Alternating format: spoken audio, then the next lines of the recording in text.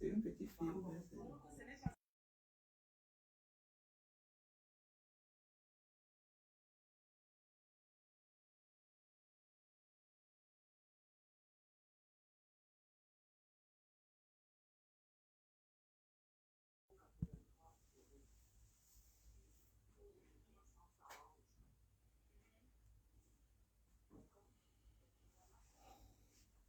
Bonsoir, bonsoir, partagez le direct, partagez.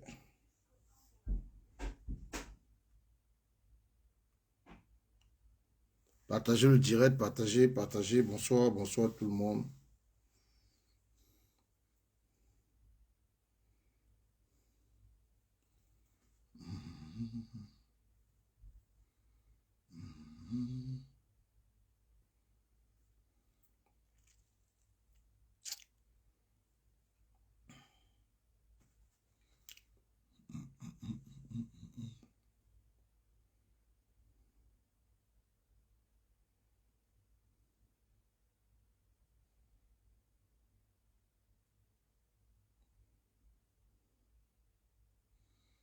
On va écouter petite musique.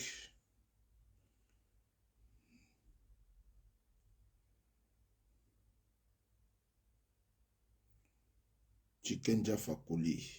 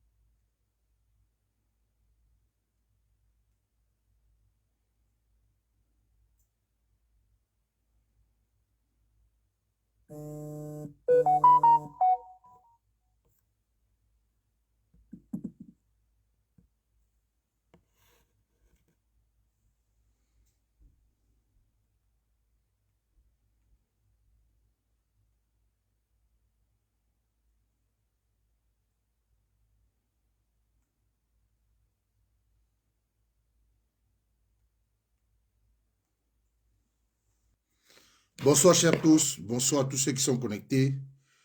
Béni de Dieu, bonsoir, bonsoir, bonsoir, béni de Dieu. Bonsoir. Aujourd'hui, nous allons parler des chefs traditionnels. Cette nuit, nous allons parler des chefs traditionnels. Nous allons parler de Cabral Libby, le soi-disant opposant. Et nous allons parler également du professeur Maurice Kamto, l'homme idéal, l'homme qu'il faut à la tête du Cameroun, l'homme qu'il faut pour changer le Cameroun, pour mettre le Cameroun sur le droit chemin. C'est de ça qu'il s'agit. Et je vais vous faire écouter plusieurs vidéos que j'ai découpées. C'est pas moi qui ai découpé, c'est un brave combattant. J'ai oublié de le mentionner en titre. Il s'appelle Joski Morismo. C'est un combattant de la base Belgique. Il m'a coupé ces vidéos, il les a empilées. Donc, il sait le faire. Donc, je le dis encore merci ici. Joski Morismo, Son of God, je te dis merci. La prochaine fois, je vais te mentionner dans mes titres. Ok, la famille, vous avez vu les chefs traditionnels qui sont allés à Yaoundé, au palais de congrès à Yaoundé, qui étaient assistés par Atangandi. Les chefs traditionnels sont les garants de la tradition.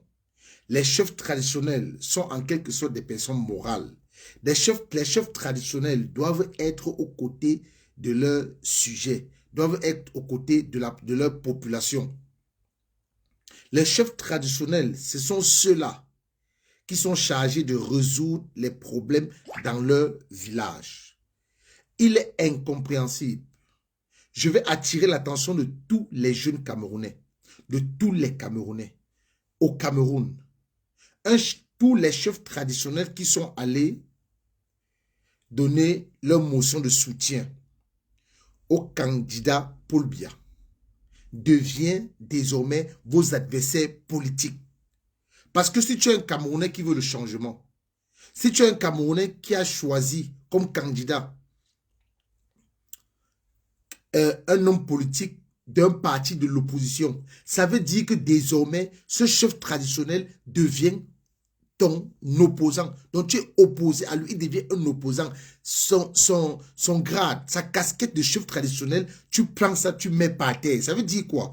Qu'en octobre 2025, le chef traditionnel qui était au palais de congrès pour apporter son soutien à Paul Biya, il devient ton adversaire. Je dis bien, il devient ton adversaire. Écoutez encore bien. Toute désobéissance à un acte mal posé devient un droit. Je dis bien, toute désobéissance à un acte mal posé devient un droit. Donc, ces chefs traditionnels qui ont pour habitude d'envoyer leur notable ou d'envoyer leur garde de corps ou d'envoyer certains gens du village aller porter les urnes ou changer les urnes quand vous avez fini les votes. Ne permettez pas cela en 2025. Parce que l'urne qu'on va changer, dans cette urne-là se trouve ton avenir. Dans cette urne se trouve l'électricité. Dans cette urne se trouve l'eau potable que tu auras. Donc si tu acceptes, si tu laisses faire ce chef traditionnel qui supporte Paul Biya, ça veut dire que tu es en train de laisser partir ton avenir. Tu es en train de laisser piétiner tes études scolaires que tu as fait. Tu es en train de dire non à un poste de travail qui était destiné pour toi au Cameroun. Parce que tu vas vivre encore 7 ans de souffrance. Donc ces chefs traditionnels-là deviennent à partir d'aujourd'hui. Bonsoir mon caporal grillé. Ces chefs traditionnels deviennent à partir d'aujourd'hui vos adversaires. Je dis ça pourquoi? Parce qu'un chef traditionnel, vous n'avez pas vu le vice-président du Sénat. C'est un chef, hein? Il n'était pas là-bas. Le vice-président du Sénat, il n'était pas là-bas. Le vice-président de l'Assemblée nationale, il n'était pas là-bas. C'est un chef. C'est un chef. Il n'était pas là-bas. Il n'était pas là-bas. Moi, les combis est chef. Moi, les combis n'étaient pas là-bas. Moi, les combis est chef, mais il n'était pas là-bas. Parce que tous ces chefs-là qui ont accepté que Atangandi leur donne des ordres, que Atangandi vienne leur dire quoi faire, que Atangandi soit celui-là qui va prendre leur morceau de soutien alors que Jean Kouete est là, qui est le secrétaire général du RDPC. Le ministre d'État, Fam Dongo, est là, mais c'est Atangandi qui vient donner des ordres aux chefs traditionnels. Ça veut dire quoi? Ils ont perdu toute puissance. Toute parole de malédiction qu'ils vont proférer contre vous en octobre 2025 ne va pas prospérer. Ne va aller nulle part. Parce qu'ils sont dépourvus de toute puissance ancestrale. Parce que l'acte, ce qu'ils ont fait là, ils sont allés hypothéquer votre avenir. Ce qu'ils ont fait, ils sont allés hypothéquer le travail qui doit être pour vous après 2020, à la sortie des élections d'octobre 2025. Ce qu'ils ont fait, ils vous ont trahi. Donc ils sont fiers de vous voir souffrir. Le porte-parole des chefs traditionnels sur le plateau de télévision de Vision 4, il dit ceci. Ce sont des égoïstes. Il dit qu'ils ont apporté leur soutien au chef de l'État Parce que le chef de l'État a changé les conditions de leur vie. Le chef de l'État a permis qu'ils aient un salaire. Le chef de l'État a permis qu'ils soient respectés, qu'ils soient valorisés. Donc ça veut dire que vous pouvez mourir. Vous pouvez aller périr dans la mer Méditerranée, à Lampedusa. Vous pouvez vous faire agresser par les microbes. Vous pouvez fréquenter, faire des études et finir sur les motos Benzikin. Eux, ça l'est. Tant que le chef de l'État leur donne ce qu'ils vont manger, leur vêtir, leur paye chaque fin du mois. Parce que le chef de premier degré a 200 000 francs. Deuxième degré, 150 000. Troisième degré, 50 000 francs. Et c'est avec l'argent du contribuable qu'on paye ces chefs traditionnels. Je dis bien, c'est avec l'argent du contribuable camerounais qu'on paye ces chefs traditionnels. Avec l'argent de vos impôts. La répression fiscale, ça ne les touche pas. Quand ces chefs traditionnels-là viennent voir leur communauté ici en diaspora, est-ce que vous savez avec combien dans l'enveloppe ils rentrent? Certains même leur offrent des voitures. Mais posez-vous la question, qu'est-ce que ces chefs traditionnels manquent? Ils manquent de quoi? Pourquoi ils ne peuvent pas se comporter comme le chef Biloa, le conseiller spécial du professeur Maurice Kamto? Pourquoi ils ne peuvent pas se comporter comme le chef Soukoundjou? Qu'est-ce que ces chefs traditionnels manquent? Ils manquent de quoi? Écoutez un sardinard, le professeur Michel Oyan, qui donnait des avertissements à un chef traditionnel sur le plateau de Vision 4. C'était dimanche passé. Vous allez écouter. Il met les chefs traditionnels en garde. Vous allez vous écouter. Sa Majesté, il faut vous dire que, voilà, en tant que chef de grande communauté, en tant que chef de grande famille, Sa Majesté, il faut vous dire que, en tant que chef de grande communauté, celui qui parle là, c'est Michel Oyan. C'est un politologue, un universitaire, un professeur, sardinard, qui soutient Paul Biya Mordicus. C'est lui qui avait dit à une émission toujours à Vision 4 que Paul Biya a laissé trop de liberté au Cameroun, que la démocratie au Cameroun est exagérée, que les gens font n'importe quoi, Paul Biya laisse. Et que les opposants, que les élections d'octobre 2025 vont se dérouler avec la constitution actuelle, que rien ne sera changé. C'est lui aujourd'hui qui vient parler aux chefs traditionnels. C'est lui aujourd'hui qui vient trahir, dire aux chefs traditionnels de faire attention. Écoutez. En tant que chef de grande famille, parce que nos chefferies sont des familles en réalité, vous devez faire très attention parce que vous gérez des sensibilités, vous gérez des susceptibilités, vous gérez la diversité, vous gérez la divergence d'opinion. Et les positions des chefs traditionnels du Conseil national ne doivent pas être considérées comme les positions de vos différentes communautés. Voilà. Parce que je sais, j'ai mené une petite étude en 2018 dans l'arrondissement de... Écoutez bien, hein? Il dit qu'il a mené une étude en 2018 et vous allez bien écouter ce qu'il a donné, ce qui est sorti de son enquête de 2018. Comment est-ce que les chefs de village, les chefs traditionnels se comportent pendant les élections présidentielles. Écoutez bien. Soit dans l'arrondissement de San-Mélima où je suis originaire, ou à l'élection présidentielle, vous avez des enfants qui sont souvent menacés par leurs chefs traditionnels qui leur disent que, bon, mon ami, j'ai entendu dire que tu es du parti Univers en 2018, le PSRN n'était pas encore populaire. J'ai entendu dire que tu es du MRC. Sache que ici, c'est le RDPC. Voilà un chef traditionnel qui appelle un enfant qui a sa liberté d'adhérer à un parti politique de son choix, de choisir et de voter le candidat de son choix. Le chef traditionnel l'appelle, il lui dit, ici, je ne veux pas de son discordant. Donc, lorsque vous vous réunissez donc, Sa Majesté, vous devez savoir que non seulement vous avez le droit de vous réunir, parce que la loi ne l'interdit pas, vous avez le droit de choisir et d'appeler la candidature de l'homme politique, de l'entrepreneur politique de votre choix, c'est ce qui se passe avec le président Biya, mais vous devez aussi laisser la possibilité, la latitude des ressortissants de vos différentes communautés de choisir non seulement les partis politiques de leur choix, mais également les candidats de leur choix aux différentes échéances électorales et à l'élection présidentielle. Parce que ce que je vous dis là est vérifié dans les villages au sud, dans les villages dans le centre. Voilà les deux régions que je connais très bien parce que je réside ici depuis mes 20 ans. Vous avez des enfants qui sont vraiment menacés. Qui sont menacés parce qu'ils ont des choix politiques différents de leur choix traditionnel. Bon, pour finir, moi je ne vais pas être très long sur cette question. Quand vous faites la cartographie et la sociologie politique de la chaufferie traditionnelle au Cameroun, dans une région que je connais bien, j'ai indiqué la région du Sud, vous allez voir que parmi les chefs traditionnels, il y a aussi des membres du gouvernement. Voilà. Évidemment. Il y a des membres du gouvernement. Voilà.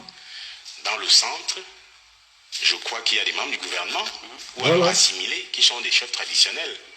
Mais si vous ne pensez pas qu'il y a une instrumentalisation quand même aussi de ces chefs traditionnels, membres du gouvernement, à l'endroit des autres chefs de deuxième et surtout de troisième degré pour soutenir le président, la candidature du président Biya, sachez que vous faites fausse route. Il y a nécessairement, et c'est normal, une petite instrumentalisation de ces chefs qui sont haut placés, qui ont des postes administratifs, qui ont de grands privilèges auprès des autres chefs traditionnels, ce qui fait qu'ils puissent soutenir leur position. C'est-à-dire que ces chefs-là, qui sont généralement des chefs qui ont... Vous avez écouté le professeur Michel Ouyan. Avant qu'on ne continue, je vais répéter ce qu'il a dit. Il dit bien ceci aux chefs traditionnels, que faites très attention. Faites très attention. De la même façon que vous avez eu votre liberté d'aller apporter votre soutien au candidat Paul Biya, ce qui est normal. On vous a laissé faire. Vous étiez libre de le faire. Personne ne vous a empêché de le faire. Il ne faudrait pas qu'en octobre 2025, quand les jeunes voudront choisir leur candidat, que vous les imposez Paul Biya. Non. Il ne faudrait pas. Non. En 2025, laissez également ces enfants-là, parce qu'il dit qu'il a mené une enquête en 2018, où les chefs traditionnels, cela s'est même passé à Baham, où le chef Baham, le gros Sadina chef traditionnel là, cela s'est passé là-bas, où il disait que ici, c'est le RDPC. Il n'y a pas de MS ici, il n'y a pas de PCRN ici, il n'y a pas de SGF ici. Donc j'appelle les jeunes, soyez restés courageux. Comme ils sont allés apporter leur soutien au candidat Paul Biya, ils ne vont pas vous imposer Paul Biya dans les villages, dans leur canton. Ils ne vont pas vous imposer Paul Biya. Parce qu'un chef traditionnel qui se met déjà de la politique, il perd son statut de chef traditionnel. La puissance ancestrale là, il est dépourvu de toute puissance. Ça veut dire quoi? Que ce jour, on ne vous impose rien. Vous restez libre ce jour d'aller voter qui vous voulez. Que ce chef traditionnel, maintenant, quand on leur pose la question, combien est-ce qu'on les a donnés? Robert Wafo dit sur Info TV qu'il a appelé un des chefs. Un chef traditionnel a dit qu'on lui a remis 300 000. Le gros chef Sadinasi, le porte-parole des chefs traditionnels, a dit à Vision 4 qu'on lui a remis 100 000 francs. 100 000 francs. Regarde à quoi on peut réduire les chefs traditionnels. Regarde à quoi. Regarde comment on peut piétiner les gardiens de la tradition.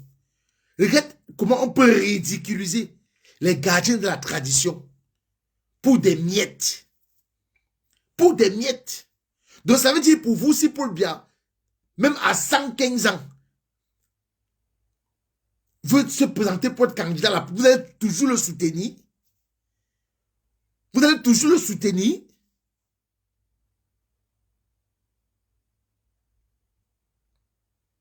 Vous étiez libre d'aller au palais de congrès. Vous avez tenu votre assemblée générale. Vous avez choisi qui vous voulez. Vous avez opté, vous avez décidé d'apporter votre soutien à Paul Biya. Il faudrait aussi qu'en 2022, en octobre de cette année, que vous laissez les jeunes libres de choisir le candidat qu'ils veulent. N'imposez rien à personne. Parce que si vous imposez quelque chose à quelqu'un, ce jour, voici ce qui va se passer ce jour. Je vais vous montrer. ce qui va se passer ce jour-là. Attendez, je vous montre.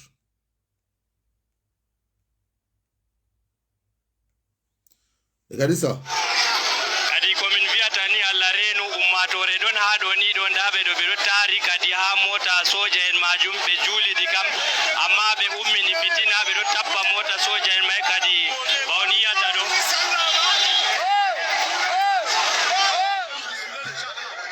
Je pense que vous avez vu toutes ces vidéos si circuler sur la toile à Bétois. C'est un imam. Après la prière du vendredi, a eu le courage de demander aux musulmans qui étaient à la prière d'apporter le soutien à Paul Biya. Je vous dis que les Camerounais ont faim. Les Camerounais en ont marre. Les Camerounais sont fatigués. Les Camerounais sont épuisés. Les Camerounais sont stressés.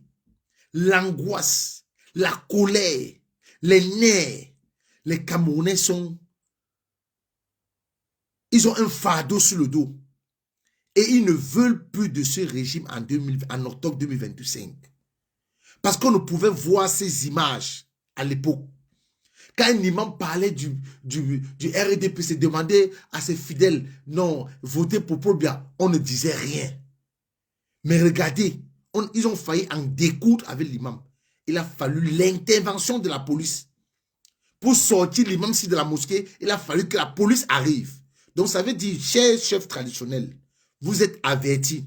Ces jeunes que vous voyez là, ces enfants que vous voyez là, ils ont faim. De peur qu'on ne vous manque de respect. De peur que ces jeunes-là vous manquent le respect. Parce que ce sont des jeunes dont les parents ont dépensé beaucoup d'argent pour les mettre à l'école, pour avoir un cursus scolaire normal. Ce sont des jeunes dont les parents ont fourni beaucoup d'efforts pour les payer des études. Donc si jamais, en 2025, si vous voulez toujours garder votre respect, votre dignité, votre statut de chef traditionnel, laissez ces jeunes aller choisir dans les urnes qui ils veulent. Laissez ces jeunes aller choisir leur propre candidat. Laissez ces jeunes libres d'aller choisir le candidat qu'ils veulent. N'imposez rien à personne. Sinon, vous allez subir la colère de ces jeunes. Ces jeunes vont déverser toute leur colère sur vous.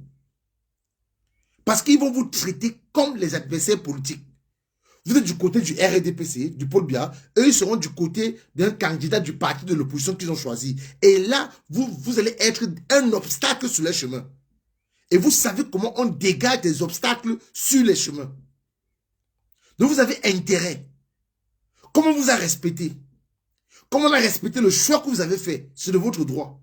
Laissez aussi ces jeunes en octobre 2025 de choisir le candidat qu'ils vont vouloir. Sans rien les imposer. Parce que sinon, vous allez subir pareil. Ça, c'est la voiture de la police. Là, c'est la voiture de la police.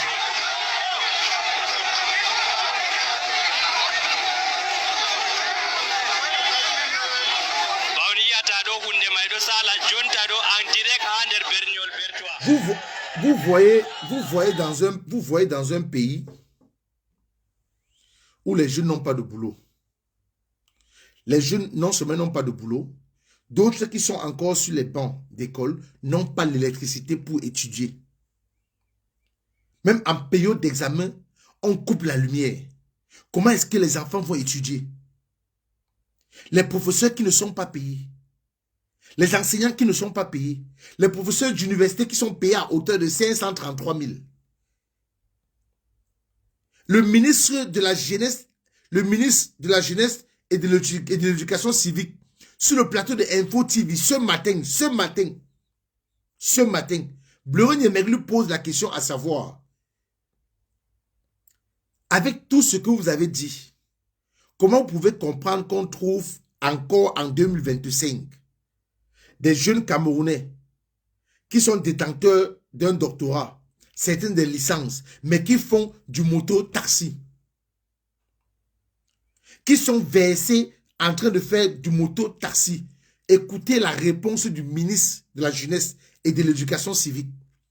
Il répond ceci, que Bureau Niemexas c'est de l'incivisme. Pourquoi vous sous-estimez le Ben Sekin? Est-ce que le Ben Sekin, ce n'est pas un métier?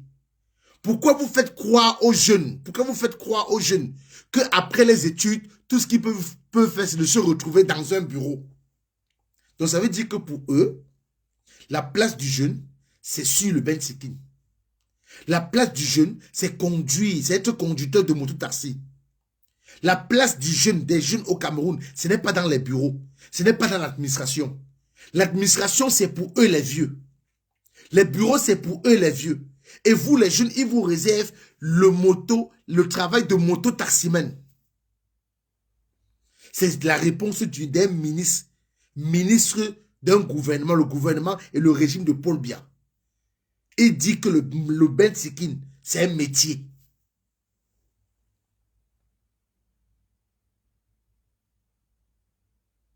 Que le Ben Sekin, c'est un métier. Je repasse le message, un dernier message au chef traditionnel. Vous avez intérêt à laisser vos sujets aller choisir qui ils veulent. Vous avez décidé de continuer à manger l'huile de la sardine. On vous instrumentalise, vous acceptez. On vous humilie, vous acceptez. À Tangandi, qui aurait cru que le roi Bamoun, est-ce que ton père, à Tangandi, pouvait déplacer ton père comme ça, Nabil?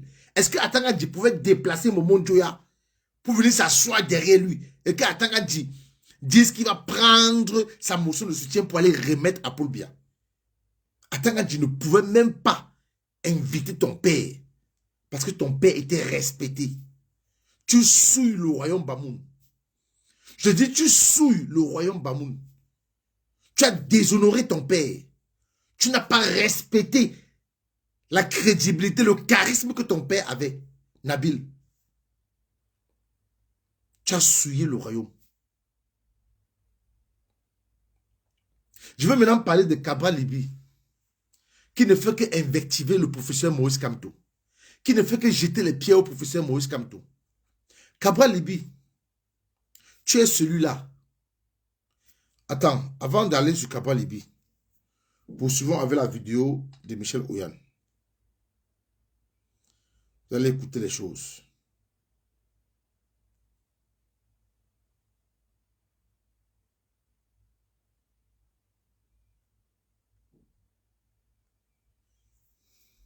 Sa Majesté, il faut vous dire que face abstraction des problèmes de la communauté, problèmes d'auxiliaire, de chefferie, donc politique, ces citoyens qui vivent dans une société va partir de leur priorité lorsqu'on écoutez Valère Bessala. Sa Majesté Bruno Vandor qui fait beaucoup plus l'apologie du régime, l'apologie du gouvernement, dans l'intérêt de la population. Même si c'est dans l'intérêt de la population. Mais est-ce que ces chefs-là oublient qu'au-delà des avantages dont ils bénéficient aujourd'hui, ils sont d'abord là pour leur population? Voilà. Je crois que dans votre question, il y a la réponse. Puisqu'en fait, votre question montre effectivement que vous vivez avec les Camerounais. Sinon, vous ne seriez jamais inspiré d'une telle question. Votre question ne vient que du fait parce que vous vivez dans une société à problème et donc la question émerge. Non, moi j'ai dit ce que j'ai dit. Je sais que le chef en toute conscience m'a compris. Et je sais que tout ce qu'il a eu à dire, on s'est compris. Moi je passe à un autre niveau d'analyse. Voilà. Pour dire en fait que, partons de cela. Il y a une conscience de la chefferie que les populations ont désormais. Je réponds à la question que vous ne voulez pas me poser depuis que vous avez posé aux autres. Il y a une conscience de la chefferie que les populations ont déjà. C'est-à-dire la conscience d'une chefferie inféodée par le pouvoir politique. Autant, ils le savent, ces citoyens de partout, là, ont un double côté désormais. Un côté inféodé à l'État et un côté aussi de chef traditionnel, c'est-à-dire qui a encore quand même le souci de la tradition. Alors, le problème dans cette inféodation ou dans ce diptyque comportemental chez les chefs, c'est le ratio. Quel est le pourcentage d'inféodation politique en chaque chef? Parce que c'est là le problème.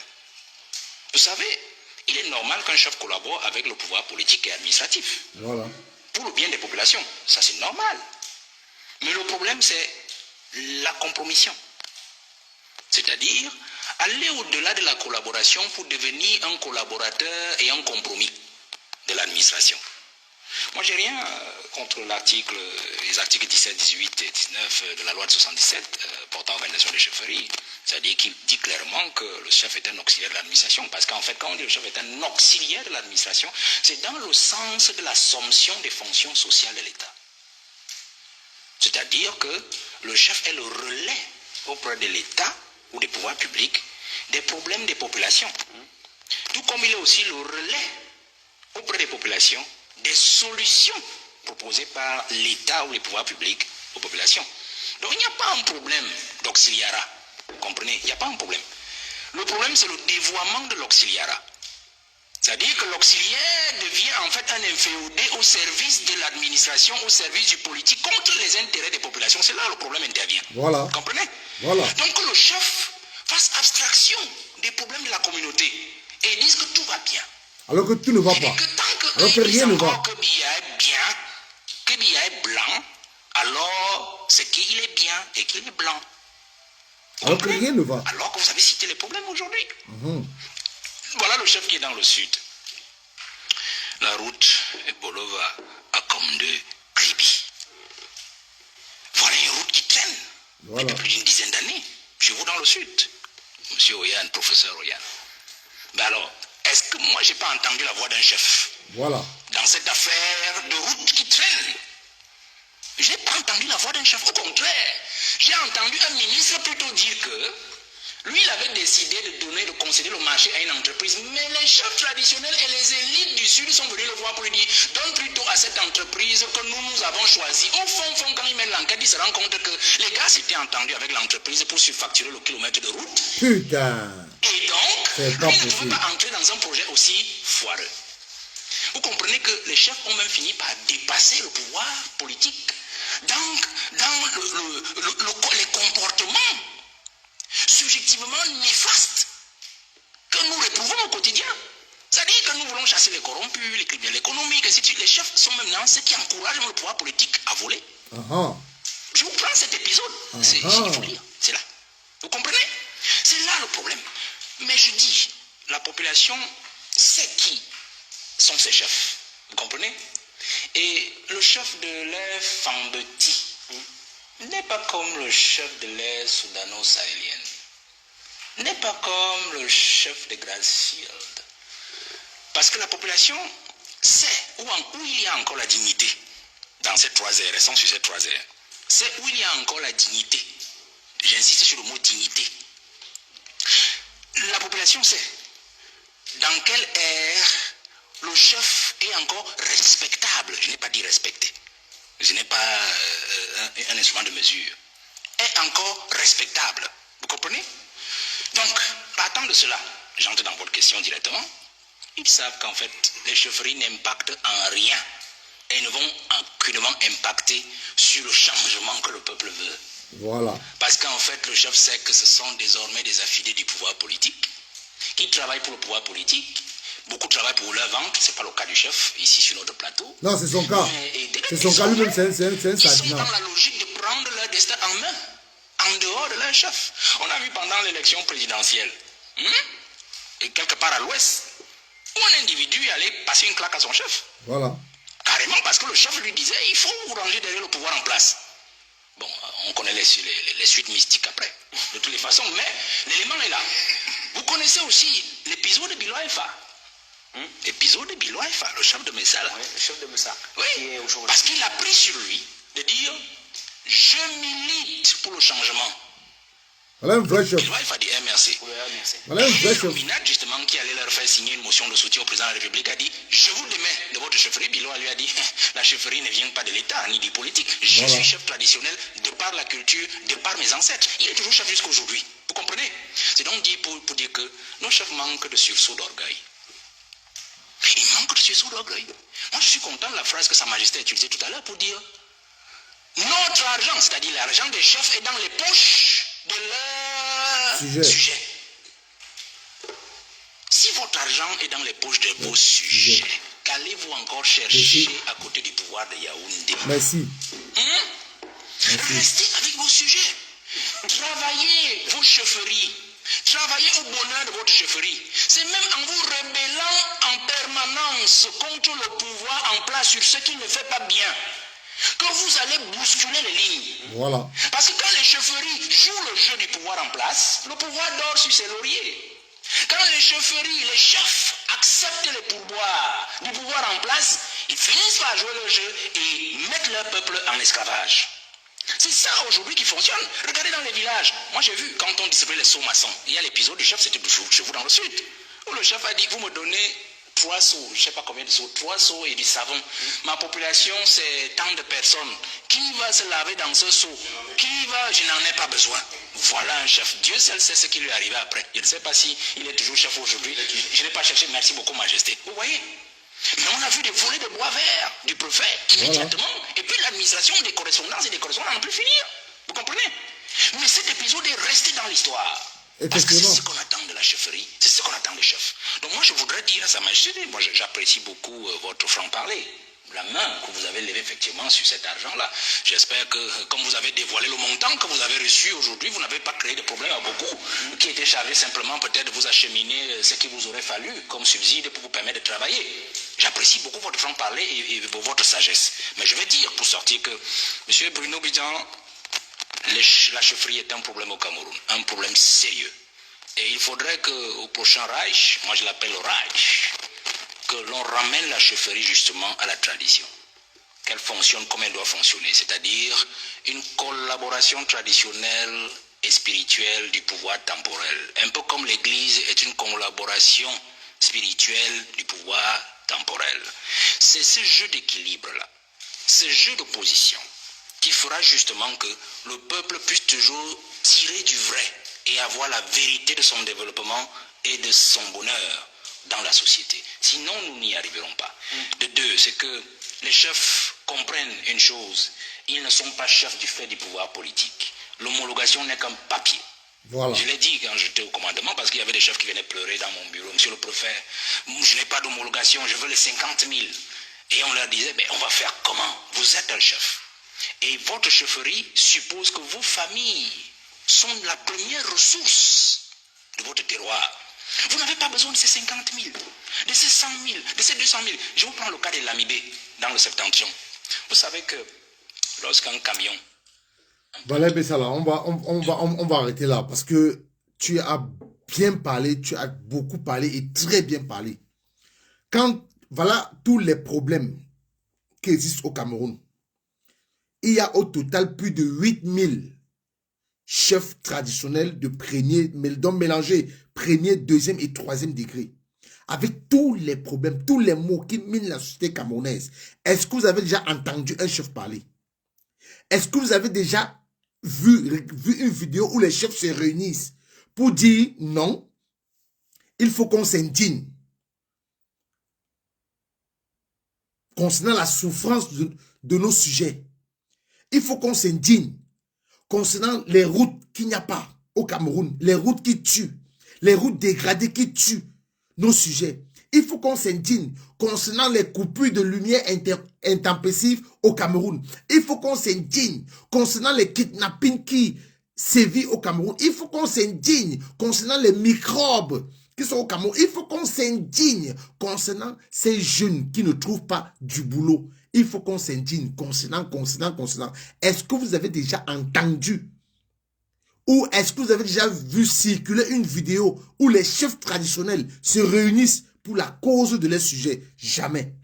Quand ils se réunissent, c'est pour toujours apporter le soutien à un grabataire, à un vieillard, à quelqu'un qui a 93 ans, donc 93 ans. Et ils veulent que cette personne s'éteignise au pouvoir, que cette personne prenne encore 7 ans de plus, qui fera 100 ans au pouvoir. Est-ce que vous pouvez concevoir ça? Est-ce que vous avez déjà entendu les chefs traditionnels prendre position par rapport aux souffrances de leurs sujets? Vous voyez les terrains qu'on arrache au Cameroun. Est-ce que vous avez déjà entendu un chef traditionnel condamner cela? Est-ce que vous avez déjà entendu un chef traditionnel se lever où les chefs traditionnels se réunissent pour dire qu'on se lève comme un seul homme, pour dénoncer tous les maux qui minent la société du Cameroun. Jamais. Mais pourtant, ils viennent tout le temps ici en Europe. Ces mêmes sujets-là, qu'on cotise de l'argent, réunissent des gros montants d'argent. Le chef dit qu'il veut ça, on achète. Je veux telle voiture, on achète, on envoie. J'ai besoin de tel truc. Les ressortissants de tel canton se réunissent, contribuent de l'argent et envoient au chef. Mais jamais de la vie, un chef n'a pris position. À part Biloa, le chef Biloa FA, le chef Soukoudjou. Ils sont plusieurs chefs là qui ne veulent pas se frotter à ce régime. Plusieurs chefs qui n'étaient pas là-bas au palais des congrès. Plusieurs. Je cite les deux références que moi je connais. Le roi Bamedjoun et le chef Biloa Efa. Qui ne sont pas Sadjina. Il dit, le chef Biloa Efa dit bien qu'il se bat pour le bien-être de son peuple, de ses sujets. Et c'est ça un chef. C'est ça un véritable chef. Et comme on vous a dit, vous les chefs traditionnels, vous êtes identifiés. Et nous disons à toute association de la diaspora, vous faites vos fêtes là, vous faites que vous faites là, que vous organisez, fêtez. Mais si vous invitez un chef qui était au palais de congrès, vous allez voir la vraie magie. Je dis, vous avez intérêt à laisser ces chefs-là, là-bas, dans leur village. Vous invitez un chef Sadjina, parce que nous avons des photos de chaque chef qui était là-bas et qui ont signé la motion de soutien au candidat Paul Biya. Bon, maintenant, je vais m'adresser à mes frères Bamoun. Faites encore revenir le roi Nabil. Ici à diaspora. L'année passée, vous avez fait, vous avez tendu un guet-apens à nos camarades de lutte. Faites encore revenir le roi Bamoun, Nabil. Faites-le encore revenir ici à diaspora. Vous allez voir la vraie magie, le tout ici maintenant. Faites-le revenir en diaspora. Vous ne pouvez pas tuer toute une jeunesse. Vous ne pouvez pas rester muet face aux souffrances de ces jeunes. Vous ne pouvez pas rester muet face aux souffrances de la population camerounaise. Et vous croyez que vous allez venir vous la couler douce ici en diaspora. Jamais. Jamais. Vous ne pouvez pas faire ça à vos sujets. Vous ne pouvez pas punir les Camerounais ainsi. Depuis 43 ans, donnez-nous le bilan de celui que vous avez soutenu, que vous avez commencé à soutenir depuis 84. Depuis 1984, que vous apportez votre soutien à Paul Biya. Qu'est-ce qu'il a fait pour le Cameroun? Qu'est-ce qu'il a fait pour le Cameroun au point où on se retrouve en train de distribuer, de vendre, de punir les Camerounais qui viennent attendre à acheter un sac de riz à 15 000 francs, un sac de riz de 50 kilos à 15 000 francs.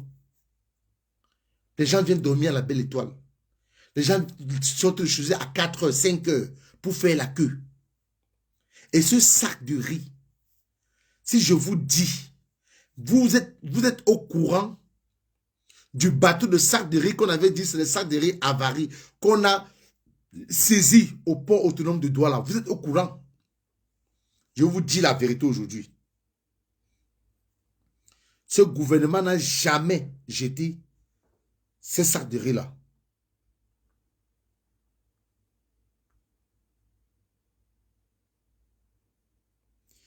Le monsieur qui avait fait venir le bateau, tout un bateau de sacs de riz au Cameroun. Ce riz qu'on avait saisi au port autonome de Douala, c'est le business. Montrez-moi la société Big Joe au Cameroun. Montrez-moi la société Big Joe qui existe au Cameroun. Montrez-moi où se trouve l'entreprise Big Joe au Cameroun. Le bateau de riz qu'on avait saisi au Cameroun appartenait à Ndjongo. Ce monsieur a fait 6 mois de prison. Et on lui a dit qu'on te laisse libre. Si tu essayes de parler, tu ne vas plus jamais entrer ici au Cameroun avec quoi que ce soit. C'est un milliardaire. Il a fait venir, bonsoir Général Annie. Bonsoir ma commandante en chef de la base Belgique. Général Annie, bonsoir. Si jamais tu ouvres ta bouche, je dis que le bateau de riz qu'on a saisi au port autonome de Douala, disant que c'est des avaries, disant que ce riz n'est pas de bonne qualité. C'est ce riz-là qu'on est en train de vendre aux Camerounais. C'est le business du ministre des Commerces. Le monsieur s'appelle Ndjongo. Il a fait 6 mois de prison. Je dis bien 6 mois de prison. C'est le sac de riz qui était écrit sur ça, le riz Ndjongo. Riz Ndjongo. Parce que le monsieur lui-même s'appelle Ndjongo. Et il a fait 6 mois de prison pour ça. Vous voyez ce gouvernement, comment est-ce que les jeunes vont venir investir au Cameroun? Dites-nous. Qu'est-ce qui peut encourager, peut motiver un jeune de venir investir dans ce pays? Voilà un Camerounais qui fait venir un bateau de riz. On dit que ce riz n'est pas de bonne qualité. On saisit le riz. On dit que le riz va aller à la destruction. On ne détruit pas le riz. On se retrouve en train de vendre le même riz aux Camerounais à 15 000 francs. Cet argent retourne dans les poches du ministre des Commerces, du Commerce. Voilà donc le Cameroun que ces chefs traditionnels sont en train de soutenir. Voilà le régime que ces chefs traditionnels sont en train de soutenir. Voilà le régime que ces chefs traditionnels ont apporté leur motion de soutien pour soutenir et valider la candidature de leur patron.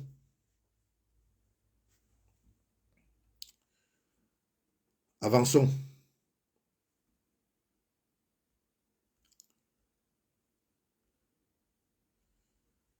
Je vais vous faire écouter une autre vidéo. Alors. Joski, s'il te plaît, si tu es dans le direct, envoie-moi la vidéo de... Oh là là là là là, je peux envoyer la vidéo là ici. La vidéo de Enes Obama.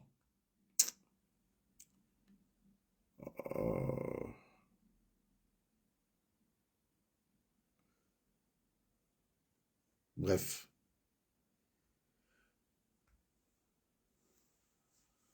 Nous allons parler du docteur Richard Makon. Et vous avez dans le conseil électoral qui a parlé du professeur Maurice Kamto, qui dit bien que ce régime a peur de la candidature du professeur Maurice Kamto. Donc ce monsieur, on va l'écouter attentivement, Richard Makon. Écoutez. Les prêtres aussi, ils sont tous du RDPC. Abel vous dit que même si Jésus vient, lui c'est la discipline du parti. Aujourd'hui, si on lui demande que est-ce qu'il a plu, il dit j'attends d'abord ce que le parti va dire. Vous écoutez.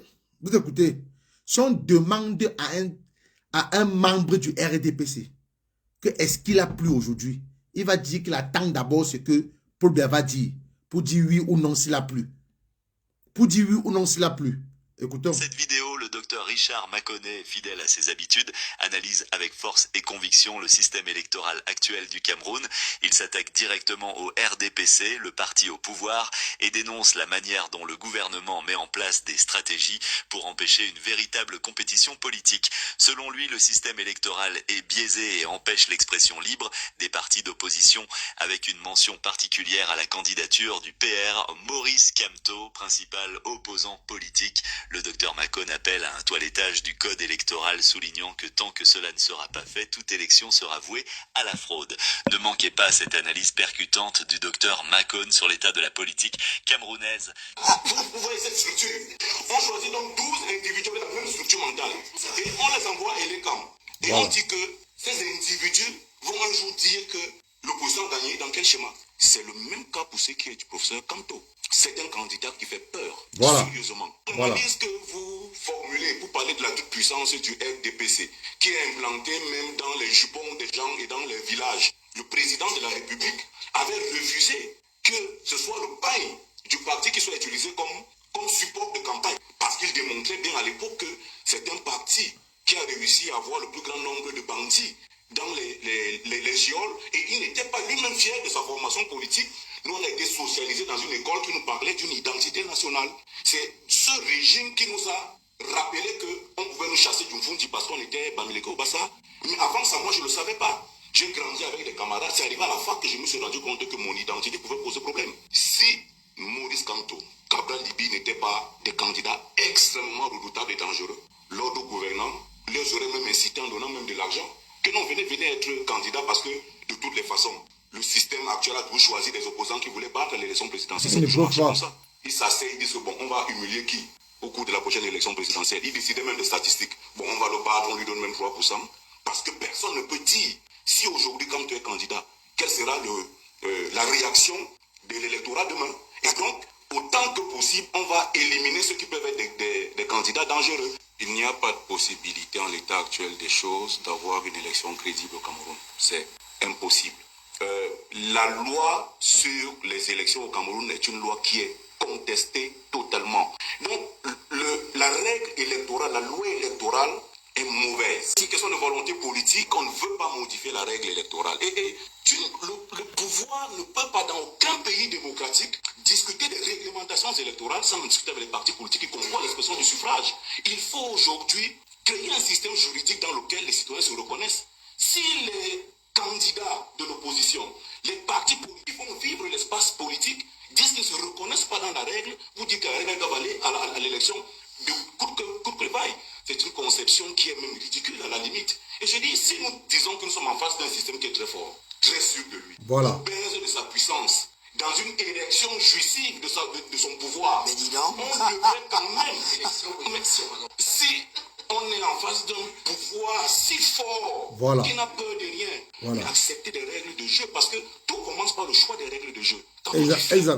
Je vois souvent quand vous commentez les costumes de vos grands frères qui sont à la présidence et un peu partout, je suis très attentif.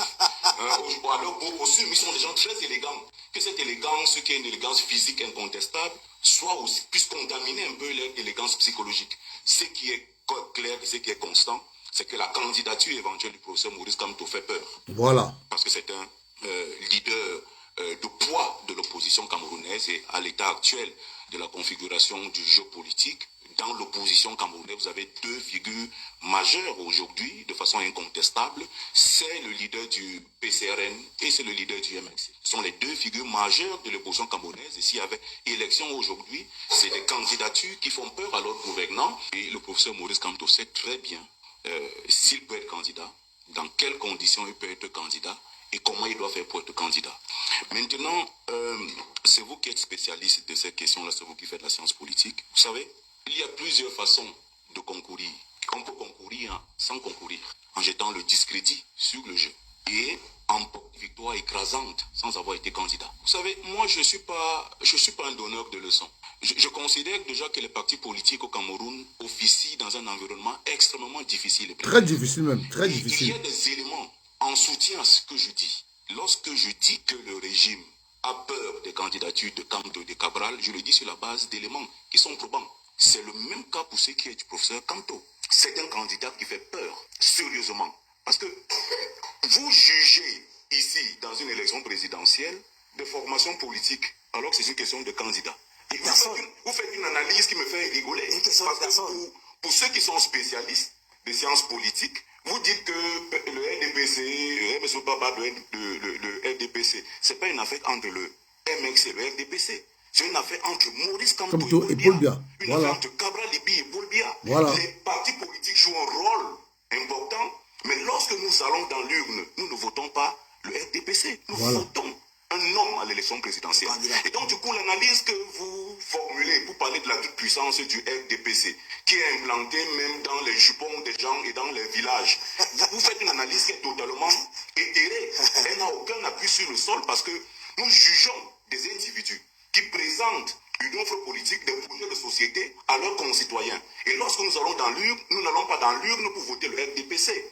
Même si, de façon indirecte, en votant le candidat du RDPC, on a choisi le RDPC, mais c'est d'abord un homme qui est présenté devant nous, c'est sa figure qui est sur son programme politique, c'est sa tête, voilà, en termes l'offre politique, qui est sur tous les supports de campagne. Et on a vu d'ailleurs qu'en 2018, le président de la République, actuel candidat du RDPC à l'époque, avait refusé que ce soit le bail du parti qui soit utilisé comme support de campagne. Pour la première fois, on avait un individu sur tous les supports sans l'effigie du parti. Parce qu'il démontrait bien à l'époque que c'est un parti qui a réussi réussi à avoir le plus grand nombre de bandits dans les géoles et il n'était pas lui-même fier de sa formation politique. Voilà. La seconde que je voudrais souligner, c'est aussi la fragilité des repères analytiques que vous mobilisez. Vous parlez du vote communautaire comme ce n'était en 1980, avec des gens qui ne savent pas s'ils sont Bamileke, s'ils sont Bassa, qui sont Ewondo.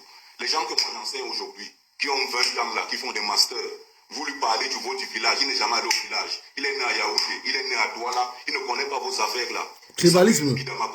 L'autre s'appelle Ngango Yumbi, l'autre s'appelle Akam Kouedi. Donc vous avez des gens comme ça qui sont des citoyens de la République. Vous venez leur parler de ça. Moi j'ai des cousins, Bidias Makon. Bon, quand celui-là, quand vous allez commencer à chercher à savoir ses origines, vous êtes dans des repères analytiques qu'il faut beaucoup relativiser. Le caractère souverain du vote identitaire, ça c'est dépassé ça. Regardez vous qui êtes spécialiste de la sociologie électorale et des élections, regardez aujourd'hui la composition de l'électorat. On vous dit que 70% de la population camerounaise a moins de 32 ans. Et donc quand vous regardez les gens qui sont aujourd'hui habilités à voter, qui font le gros de l'électorat, ils ne savent pas qui est Bami, qui est Betty, qui est Bassa. Ils ont un autre imaginaire qui est différent du nôtre. Et d'ailleurs même ceux de notre génération, je pointe les deux beaux garçons qui sont en face de moi. Dans notre génération, les gens avaient de la difficulté à savoir qui était Bamileke, qui était Bassa. C'est notre gouvernement qui nous a rappelé de façon brutale des identités locales. Nous, on a été socialisés dans une école qui nous parlait d'une identité nationale. C'est ce régime qui nous a rappelé qu'on peut nous chasser du Fundi parce qu'on était Bamileke ou Bassa. Mais avant ça, moi, je ne le savais pas. J'ai grandi avec des camarades. C'est arrivé à la fac que je me suis rendu compte que mon identité pouvait poser problème. Mais notre génération n'a pas connu ça. On était à l'école, on allait. Moi, je sortais de l'école et je m'arrêtais chez mon ami. Dès qu'on avait fait le plat de coquille, je m'asseyais pour manger. Voilà. Je cherchais à savoir d'où il venait. Et si la nuit me trouvait là-bas, ma mère voulait simplement m'assurer que je suis là. Et que je ne suis pas en train de faire des tâches dans toute la cité. On vous dit toujours que le tribalisme d'État, c'est ce régime qui a ramené le tribalisme au Cameroun. C'est ce régime qui a instrumentalisé le tribalisme au Cameroun. C'est ce régime qui a divisé les Camerounais. Voilà le docteur Richard Macon qui vous dit que quand il était à l'université à son époque, il allait manger chez un Bami, chez un Newondo, chez un Nekan, tout ça là. Sans toutefois se poser la question que celui-ci est Bami. Non. On vivait bien tous ensemble à l'époque. Et même le chef traditionnel Ekan Sadina qui était sur le plateau de Vision 4, il dit que la première convention qu'ils ont organisée des chefs ressortissants du Sud, que c'est un Bamileke qui les a envoyé l'argent pour organiser leur première convention des chefs traditionnels ressortissants du Sud, que c'est un Bamileke, il a dit sur le plateau de Vision 4. Mais est-ce que le Bamileke a regardé que non, ceux-là, ce sont les écans, ceux-là, ce sont les bêtis, ceux-là, ils ne sont pas ressortissants de ma localité. Je ne peux pas leur donner mon argent. Ils n'ont pas dit ça. Il n'a pas dit ça. Et en plus, ils ont été assistés par les chefs traditionnels de l'Ouest. Donc, ça veut dire que le tribalisme qui existe aujourd'hui au Cameroun, c'est ce régime-là, parce qu'ils n'ont plus rien à fournir. Ils sont dos au mur. Ils ne savent plus quoi faire. Ils savent que les jeunes Camerounais, la jeunesse camerounaise est à 70%. Donc, pour mes amis de la Belgique, 70%. La jeunesse camerounaise, 70%, donc 70%. Donc, ils savent que les jeunes ne peuvent plus les choisir. Que les jeunes ne peuvent pas voter le champion.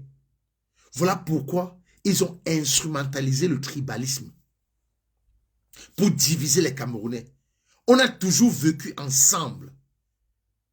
Voilà Amot qui est Betty, mais il a épousé une fille Banganté.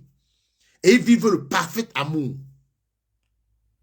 On en connaît plusieurs couples comme ça de Bassa et Bamileke et Nordis, Nordis et Sawa. On connaît les couples ainsi. Voilà l'héritage que Paul Biya veut nous laisser.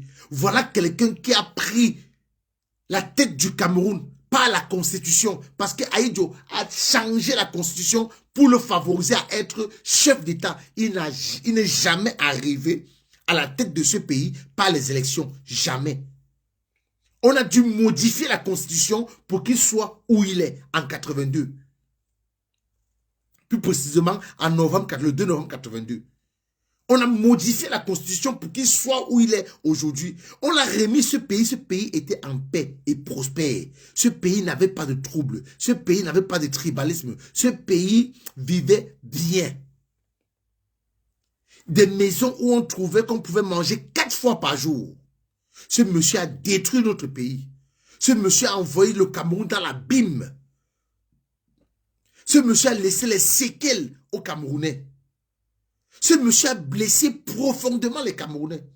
Ce monsieur a ridiculisé, piétiné les Camerounais. Ce monsieur a envoyé plusieurs jeunes mourir dans la mer Méditerranée à Lampedusa. Mais on n'a jamais vu ce chef traditionnel-là sortir pour dénoncer cela. Jamais. Le tribalisme d'État, c'est Paul Biya qui est venu avec. C'est son régime qui est venu avec. C'est son régime qui a installé ça au Cameroun. Pour nous diviser. Pourtant, on a toujours vécu entre nous, dans ce pays. On a vécu entre nous. Allez dans mon village, à l'ouest, en Tonga. Vous allez voir les ressortissants du nord, les fourbés, les nordistes en Tonga qui parlent ma langue plus que moi. Ils sont installés là-bas. Mais on ne peut pas les chasser parce qu'ils viennent du nord. Ils sont Camerounais. Ils sont Camerounais. Ils ne sont pas Tchadiens, ils ne sont pas Maliens, ils ne sont pas Burkinabés. Ils sont Camerounais. Et ils doivent vivre partout où ils se sentent à l'aise. Donc c'est ce tyran, ce drabadère, ce néant, ce président qui n'a rien foutu que de piller le Cameroun, qui nous a ramené le tribalisme d'État dans ce pays pour se maintenir. Pour se maintenir. Parce qu'on vivait bien. On n'avait pas de problème. Après 43 ans, qu'ils nous mettent le bilan sur la table. Après 43 ans, qu'est-ce qu'ils ont fait du Cameroun? Après 43 ans, c'est pas Paul Biya qui a permis que Puce Bissek, qui avait Codilet à l'époque, ferme son entreprise au profit d'un Suisse, le Suisse qui détient Nestlé. Paul Biya a cautionné la fermeture de l'entreprise, la société de son compatriote camerounais pour favoriser l'étranger. Et c'est ce qui se passe aujourd'hui avec la Socicam. Voilà le directeur, les employés qui réclament leur salaire. Ils sont à plusieurs mois de salaire impayé. Ils réclament leur salaire. Ici en Occident, vous qui me regardez, vous qui êtes en direct, vous qui êtes connectés, vous savez comment les manifestations se passent ici, les réclamations se passent ici. Dans une entreprise, quand les salariés en ont marre, quand ils veulent réclamer quelque chose, ils lancent un mouvement de grève. Ils lancent une manifestation pour réclamer ce qui leur revient de droit. La police est là pour enquêter. Le plus souvent même, le moment de manif d'une seule entreprise, la police ne vient pas. Parce qu'on sait que c'est leur droit. Mais au Cameroun, les Camerounais se lèvent pour revendiquer plusieurs mois de salaire impayé. Le directeur général, qui est un expatrié, appelle, au lieu de dialoguer dans son pays, il ne peut pas faire ça. Hein. En France, il ne peut pas faire ça en France. Hein. Au lieu de dialoguer avec les salariés mécontents, il a choisi l'option d'appeler la police, la gendarmerie et des bouffons, des cons, des bêtes, des salauds, des gens qui n'ont rien dans la tête. Ils arrivent et tirent sur leurs compatriotes pour protéger un expatrié. Est-ce que vous comprenez ça? Et c'est comme ça que la guerre du Nozo a commencé. Petite réclamation des étudiants, on les bastonne, on les fait se coucher dans la boue. Les avocats anglophones se sont plaints, revendiquent quelque chose. Au lieu de dialoguer, c'était la guerre. Et voilà que la guerre du Nozo, nous sommes à 7 ans de guerre dans le Nozo. Voilà 2 régions du Cameroun paralysées par la guerre que Paul Biya lui-même a instaurée. Regardez. Allons à Kweten. Voici Kweten.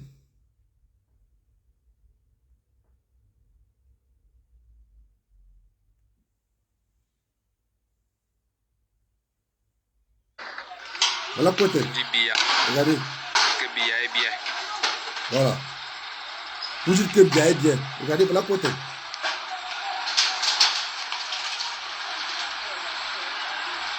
Vous dites que Biya est bien. Voilà Pointel, hein. Regardez. Regardez la meute des policiers. Regardez. Les camions de police.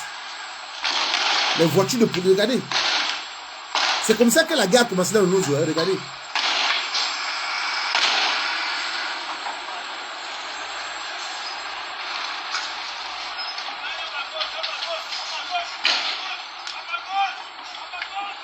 Regardez.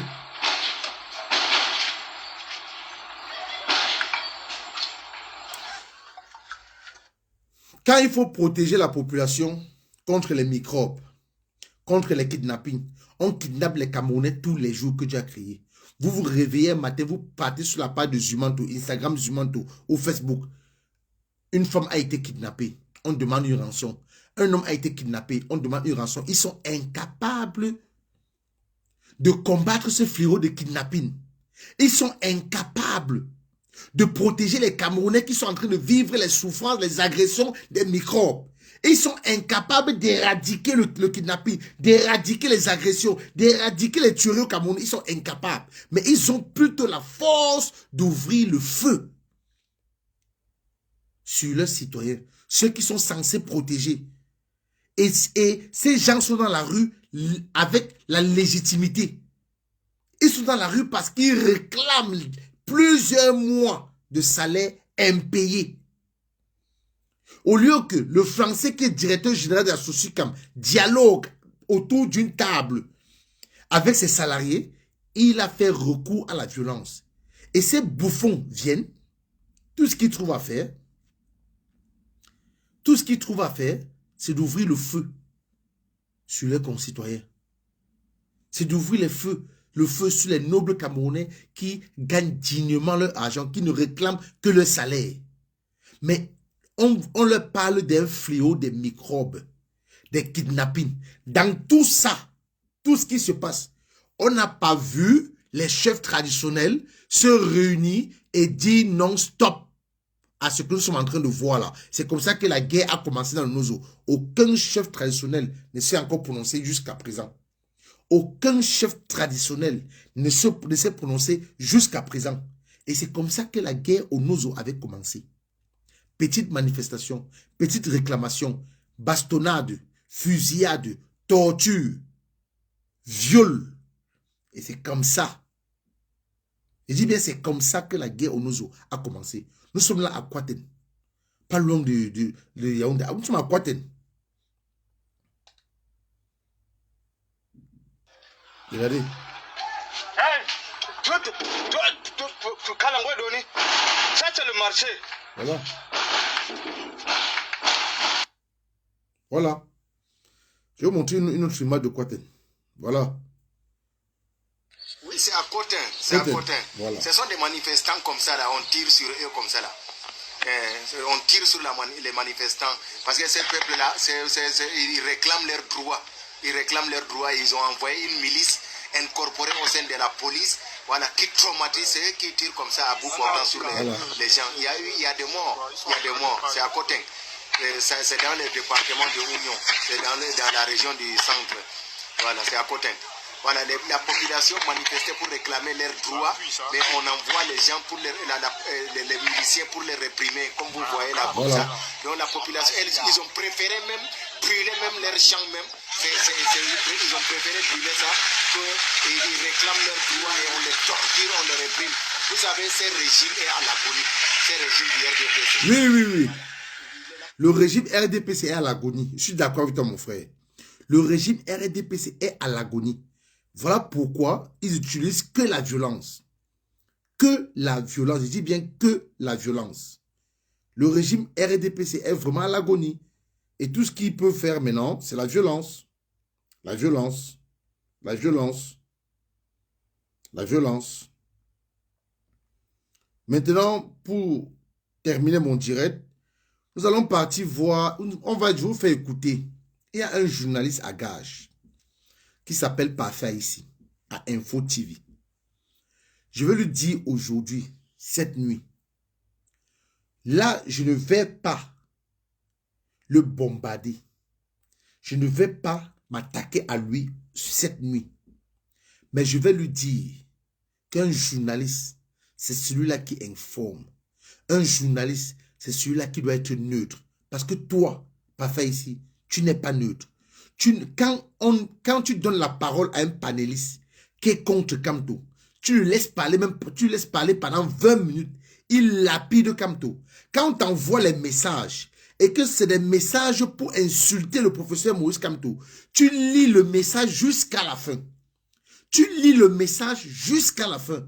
Mais quand c'est un message où on insulte, soit Meillon, comme Meillon est contre le professeur Maurice Kamto, comme il adobe le régime en place, comme il plébiscite le régime en place, et comme toi-même, tu es pour le régime en place, parce que tu es un journaliste à gage. Votre chaîne Info TV, c'est une chaîne à gage. Vous êtes venu là pour détruire l'image du professeur Maurice Kamto. Et c'est la même chose que Ernest Omama faisait quand elle était à Info TV avec toi, à Vision 4 avec toi. Vous êtes venu là pour détruire l'image du professeur Maurice Kamto. Mais je peux vous dire à quiconque écoute cette vidéo, vous ne pouvez pas, dites n'importe quoi. Il se fait trop tard. Vous n'allez pas enlever l'amour que les Camerounais ont dans le cœur pour le professeur Maurice Kamto. Et vous n'allez jamais enlever l'amour que les Camerounais ont dans leur cœur pour ce monsieur-là. Il dit bien jamais. Parce que les intellectuels de ce pays, qui ont encore leur cerveau, les intellectuels de ce pays qui raisonnent encore, qui ont encore de la jugeote, ne peuvent pas prendre position pour soutenir un monsieur de 93 ans de diriger encore le Cameroun. Il n'y a que les gens comme les Meillons, les gens comme les parfaits ici, qui peuvent demander à Paul Biya de se représenter, qui peuvent permettre que ce régime continue, parce que ça leur profite. On t'envoie des messages sur le plateau, sur ton plateau. Quand ça concerne Meillon, ou peut-être on l'insulte, ou on est contre ce qu'il dit, tu ne peux pas lire tout le message. Mais quand c'est les messages où on lapide le professeur Maurice Kamto, on le descend, tu lis le tout. Et à la fin, tu dis que c'est quand même insultant. Mais pour Meillon, tu n'as pas lu. Écoutons ici. Écoutons. Voilà un professeur. Ce qui est en train d'arriver. Parlant de Cabral Libye, ce monsieur nous a roulé en 2018 avec son histoire de 11 millions de citoyens. Il n'y a pas un jeune, je dis au départ, avant que le professeur Maurice Kamto soit ancré dans nos cerveaux, avant que le professeur Maurice Kamto entre là dans nos cœurs, les jeunes étaient pour Cabral Libye. On disait que c'est le futur Macron du Cameroun. C'est le futur Macron du Cameroun. Mais ce mec nous a enfumé. Cabral Libye nous a enfumé. Ce monsieur nous a enfumé. Il a enfumé tous les Camerounais. Il est venu avec son histoire de 11 millions de citoyens. 11 millions de jeunes citoyens jeunes ou jeunes citoyens jeunes. Les Camerounais ont cotisé dans la diaspora. Les Camerounais ont cotisé de partout. Atangandi n'a pas bloqué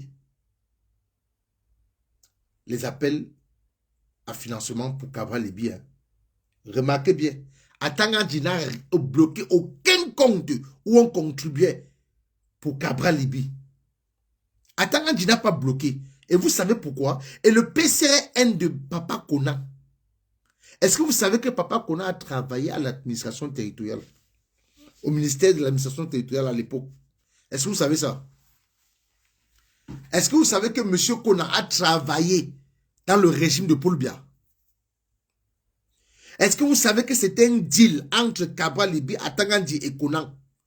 Quand Cabral Libye part aux élections municipales et législatives, il allait signer un deal. Est-ce que vous savez pourquoi plusieurs maires du PCN ont démissionné? Parlons d'abord de Cabral Libye. Cabral Libye était au courant que M. Kona a travaillé dans l'administration territoriale, dans le régime de Biya.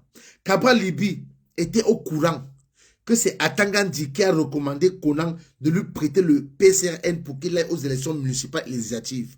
Posez-vous la question pourquoi Cabral Libye n'a jamais pris la carte de membre de l'univers à la sortie des élections présidentielles de 2018. Posez-vous de vraies questions. Pourquoi Cabral Libye n'a pas pris la carte de membre du parti Univers du professeur Koumvondo. Pourquoi je laisse Univers? Les élections présidentielles sont passées. La même personne qui vient dire que c'est un parti de l'opposition qui a gagné les élections et qu'il a les chiffres à sa position, et le lendemain, il change de bouche, il ne défend pas cette victoire, rien. On traverse. On part maintenant aux élections municipales et législatives. C'est le même Cabral Libi qui part dealer avec Atangandi et M. Konan. Atangandi conseille Cabral Libi à M. Konan. Et Cabral Libi, on lui propose certaines mairies et certaines places à l'Assemblée nationale. C'est des postes qu'on lui a donnés. Je dis bien, c'est des postes qu'on lui a attribués. C'est un deal. Il a signé un deal. Maintenant, qu'ils ne viennent pas aujourd'hui pleurer, qu'ils ne viennent pas aujourd'hui nous dire qu'on l'empêche d'être candidat, c'est lui-même qui allait signer sa propre mort. C'est lui-même qui allait dealer pour prendre de l'argent. Le monsieur de Pongol que vous voyez qui est maire de Makat. Vous savez ce qui se passe? Ce monsieur a dit sur le plateau de Vision 4 dimanche qu'il n'a jamais fait la politique. Que Cabral Libi l'a trouvé en France. Ils étaient amis. C'est Cabral Libi qui le fait revenir au Cameroun. En le mentant qu'il va venir faire la politique et qui va lui donner... le monsieur a fait savoir à Cabral Libi ses ambitions d'être maire de Makat. Cabral Libi, à la dernière minute, casse le morceau de sucre derrière le dos de Pongol. Il crée son comité exécutif. Pongol n'est pas dans les plans de Cabral Libi. Pongol n'est pas quelqu'un qui te soutient, qui t'a soutenu, que tu as fait quitter la France pour le Cameroun.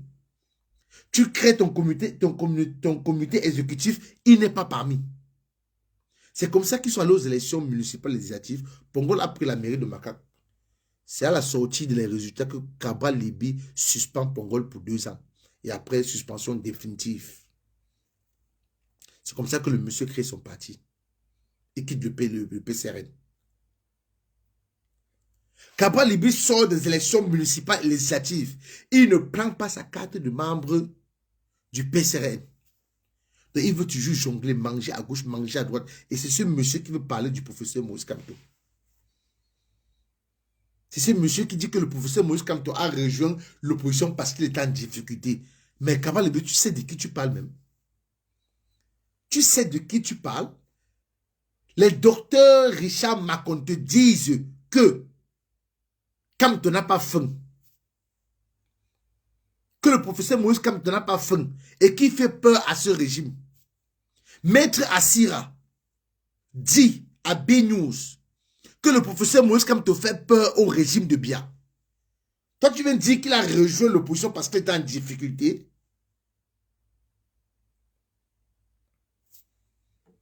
Ici, là, c'est Elie Bilobé qui parle. Ce n'est pas moi. Écoutez, Elie Bilobé.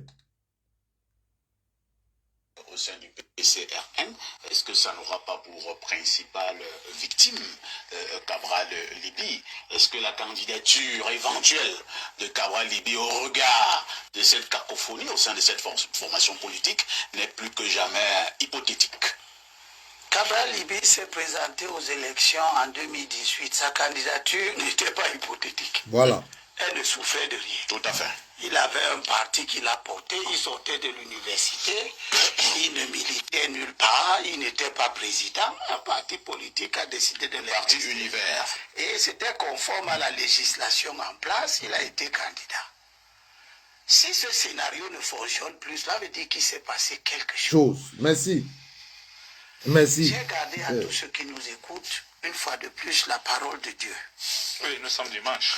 Dans Galates chapitre 6, verset 7 et même 8, mais je m'arrêterai à 7, Paul dit aux chrétiens, ne vous égarez pas, on ne se moque pas de Dieu. Tout ce qu'un homme aura, Ce qu'un homme sème, c'est cela qu'il moissonne aussi. Ça ne trompe pas. Qu'est-ce que cela veut dire? Cela veut dire que l'opposition est malade de l'intérieur. Elle souffre de la présence en son sein des gens qui ont cru qu'ils vont recommencer le monde, qui ont cru que les expériences des prédécesseurs traduisaient leurs bêtises, leurs faiblesses, leurs ci ou ça. Des gens qui ont cru que avec leur arrivée dans le champ politique, c'est un nouveau Cameroun. Ils découvrent qu'il n'y a rien de nouveau. Et que quand vous avez, d'une manière ou d'une autre, composé avec le régime, pour n'importe quelle circonstance, vous serez comptable du régime. Voilà. Vous serez un de ces comptables. Et ça, cela est visible Monsieur Babalibi, moi je pose toujours une question. Oui. Comment il a fait pour devenir président du PCRM? Voilà. Tu sors de l'université, tu n'as pas de parti. Voilà. Tu n'as jamais milité dans le PCRM. Voilà. Tu es parti au parti univers qui t'a présenté à l'élection. À la sortie, tu n'es pas devenu militant de l'univers. Voilà. Tu es parti déposer des statuts pour ton propre parti. À la sortie, tu es devenu président d'un parti dans lequel tu n'as jamais milité. Comment on fait pour devenir président d'un parti dans lequel on n'a jamais milité? Monsieur Kanto n'a jamais milité. Ça, c'est le mensonge. Merci. Non. Il est devenu président. Il a inspiré Kabila Libi. Kabila Libi n'a jamais milité dans le PCRD. Il est devenu président. C'est la 35e fois qu'il parle de Kanto au cours de ce... Il est devenu, ce sont les moutons noirs de l'opposition. de l'opposition. Moins Les gens qui ont des comportements. Des gens qui ont créé des partis. Ils sont connus. Ils sont dans leur parti, il n'y a pas de tourmente. Tous ceux qui n'ont pas créé de parti et qui parlent des acrobaties de toutes sortes deviennent les secrétaires généraux, les présidents. C'est eux qui ont des tourmentes, en commençant par l'UPC. Explique-moi comment un parti fait pour avoir 2 congrès. Comment il fait pour avoir 10 secrétaires généraux validés tous par le MINAT et ils sont tous d'accord et contents. À l'époque de René Sadi, il y a eu 2 secrétaires généraux du PC. Et ils étaient tous contents, non? Pour l'instant, il y en a au moins 3. Ce qui leur est donc arrivé en 2020, ça vous étonne pourquoi? Ils ont semé des acrobaties dans la vie politique. Aussi, c'est un militant de base qui monte, il devient président. Madame Dam est un militant de base qui monte, qui devient président. On vit au-dessus de tout le monde, dans des espaces réguliers, qui ne sont sujets à aucun problème. Serge Matomba a créé un parti. Il est à la tête de ce parti, ça ne pose aucun problème. D'où vient-il que tu n'es pas militant d'un parti? Comment on a fait pour accepter, et tu étais d'accord qu'on accepte, que tu deviennes le président d'un parti dans lequel tu ne milites jamais? C'était bien une combine, non? Voilà. C'est cette combine qui se retourne aujourd'hui. Contre lui. Voilà. Donc, ne soyons pas surpris. Les gens ont choisi de ne pas respecter les canons habituels. Le canon, c'est que tu crées ton parti. Tu en es le président éternel. Ou bien, tu crées et tu entres dans un parti. Tu entres dans un parti, tu gravis les échelons là-dedans. Tout le monde te voit. Et tu deviens président. Et tu deviens président. Mais on a des acclamations. Vous dénoncez ceux qui sont entrés par le plafond. Mais ce n'est pas moi, ce sont les faits qui nous montrent qu'ils ont eux-mêmes cultivé les problèmes qu'ils ont au CERN. Participe peut-être mise en scène ou pas à renforcer sa crédibilité. Maintenant ici, voilà Elimbe Lobe qui a parlé. Elimbe Lobe qui tape tous les jours sur Kamto, qui a parlé de Cabral Libi, de sa roubladise, de son jeu qu'il a joué et qui est en train de se retourner contre lui. Il ne peut accuser, il ne doit accuser personne. Il ne doit. Je dis que le seul homme crédible, le seul homme à qui vous devez regarder, le seul homme à qui vous devez mettre toute votre confiance et dormir tranquille, qui ne va jamais vous trahir, c'est le professeur Moïse Kamto. Il n'y a pas deux choix que ce monsieur. Je dis bien qu'il n'y a pas aussi les universitaires qui ont encore le bon sens. Pas les monstres universitaires comme les Méons. Pas les monstres universitaires comme le professeur Michel Oyan. Pas les monstres universitaires qui sont dans le RDPC. Je dis qu'un universitaire qui a le bon sens, comme le professeur Jean-Calvin Abba Oyono, comme le docteur Richard Macon, Voilà les intellectuels qu'il faut écouter. Voilà les intellectuels qu'il faut écouter. N'écoutez pas les gens qui vont de contradiction à contradiction. Et vous allez écouter la contradiction de Onanguini. Celui-là qui disait hier que les prélats ne sont pas dans leur rôle, que les évêques ne doivent pas parler politique, que les évêques ne sont pas des politiciens, que les évêques doivent se concentrer à parler à les joindre dans des églises. Mais c'est lui qui vient soutenir aujourd'hui les chefs traditionnels qui ont pris position pour Paul Biya. C'est lui et une question piège va lui être posée.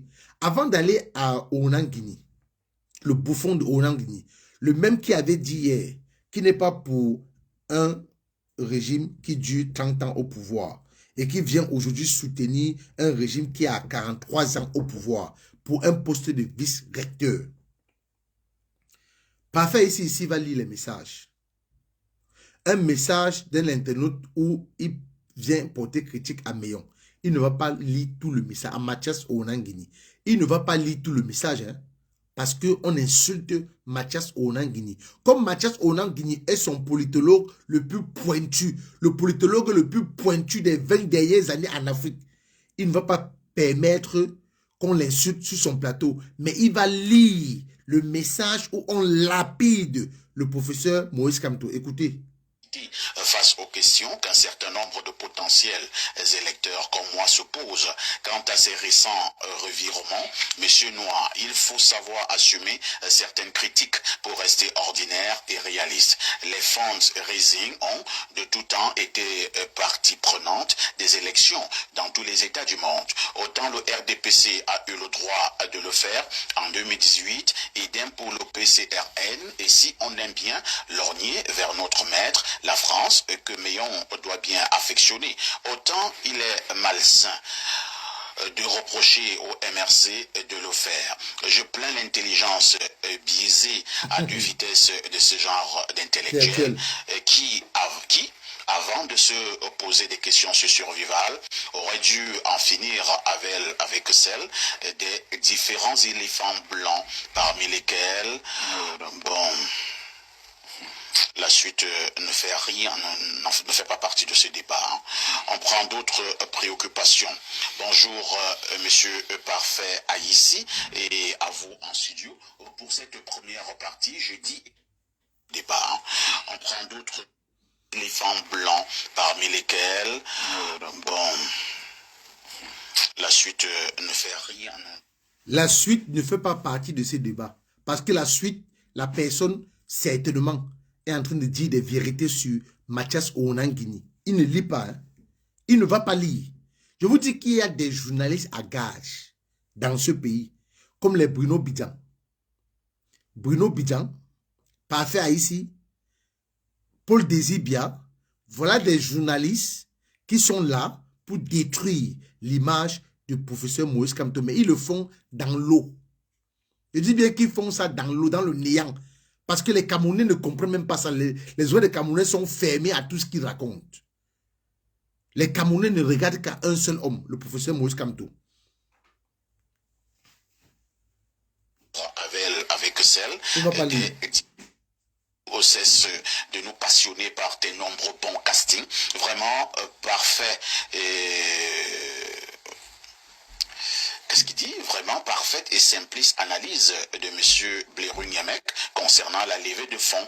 En passant, le professeur Maurice Kamto ne s'est pas encore prononcé à sa prochaine candidature, sauf erreur de ma part. Si avéré, bien vouloir m'éclairer s'il vous plaît.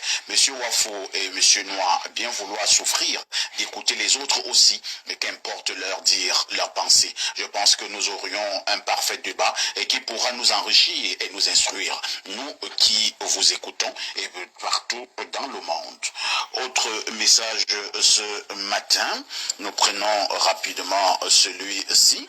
Bonjour. Bonjour Parfait ici et bonjour à tout le panel d'Info TV. Vraiment, Monsieur Parfait ici, le MRC est un parti très dangereux pour le Cameroun. Il va tout lire. Il va tout lire. De frustrés qui veulent essentiellement prendre le pouvoir pour se venger des autres et non pour résoudre les problèmes des Camerounais. Professeur Onanguini, je parle plus que certains ici. ça commence à prendre effectivement de l'ampleur. Attends. Les leaders d'opinion le suivent et c'est tellement énervant. Parfait, moi je vis dans son village, Baham. Hein? On prend d'autres préoccupations. Je plains l'intelligence biaisée à deux vitesses de ce genre d'intellectuels qui, avant de se poser des questions sur survival, auraient dû en finir avec celle des différents éléphants blancs, parmi lesquels, bon... On va pas lire la suite. La suite ne fait rien. Voilà, non, maintenant, ça ne fait pas partie de ce concernant débat. Maurice Kamto, il va tout On prend lire. d'autres préoccupations.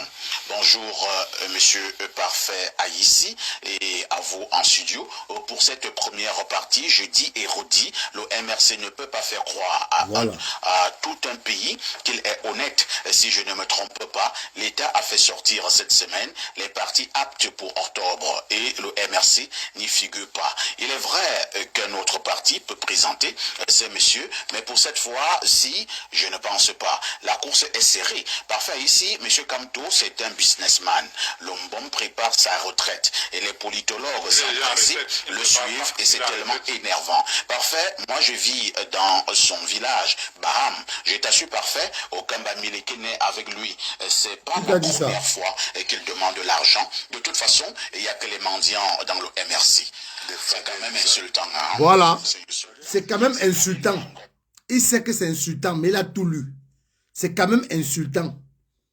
Il voit les messages, il sait que c'est insultant, mais il a tout lu. Il a tout lu. Vous avez vu, c'est quand même insultant, mais il a tout lu.